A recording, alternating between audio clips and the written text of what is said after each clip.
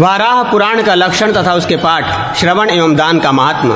श्री ब्रह्मा जी कहते हैं, वत्स सुनो, अब मैं वाराह पुराण का वर्णन करता हूँ। ये 2 भागों से युक्त है और सनातन भगवान विष्णु के महात्मा का सूचक है।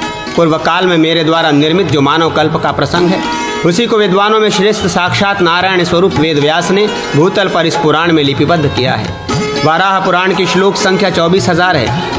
इसमें सबसे पहले पृथ्वी और वाराह भगवान का शुभ संवाद है। तदनंतर आदि सत्ययुग के वृत्तांत में रभ्य का चरित्र है। फिर दुर्जय के चरित्र और श्राद्ध कल्प का वर्णन है। तत्पश्चात महापातकों का आख्यान, गौरी की उत्पत्ति, विनायक नागगण, सेनानी कार्तिकेय, आदित्यगण, देवी धनत तथा वृष का आख्यान है। इसके बाद सत्य तपा के व्रत की कथा कही गई है। तदनंतर अगस्त गीता तथा रुद्र गीता कही गई है। महिषासुर के विध्वंस में ब्रह्मा, विष्णु और रुद्र तीनों की शक्तियों का महात्मा प्रकट किया गया है। तत्पश्चात पर्वाध्याय, श्वेतोपाख्यान, ग्रोपदानिक इत्यादि सतयुग का वृत्तांत मैंने प्रथम भाग में दिखाया है। फिर भगवत धर्म में व्रत और तीर्थों की कथाएं हैं।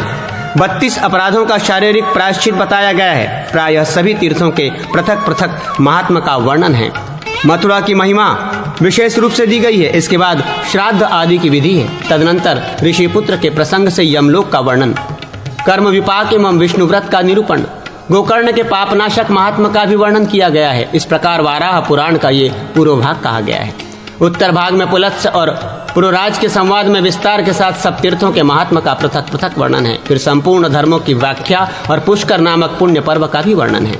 इस प्रकार मैंने तुम्हें पापनाशक वाराह पुराण का परिचय दिया है। ये पढ़ने और सुनने वालों के मन में भगवत भक्ति बढ़ाने वाला है। जो मनुष्य इस पुराण को लिखकर और सोने की गरुड़ प्रतिमा बनवाकर तिलदेनु के साथ चैत्र की पूर्णिमा के दिन भक्ति पूर्वक ब्राह्मण को दान देता है, वो देवताओं तथा महर्षियों से वंदित होकर भगवान विष्णु का धाम प्राप्त कर लेता है। जो वाराह पुराण की अनुक्रमणिका का श्रवण या पाठ करता है, वो भी भगवान विष्णु के चरणों में संसार बंधन का नाश करने वाली भक्ति प्राप्त कर लेता है।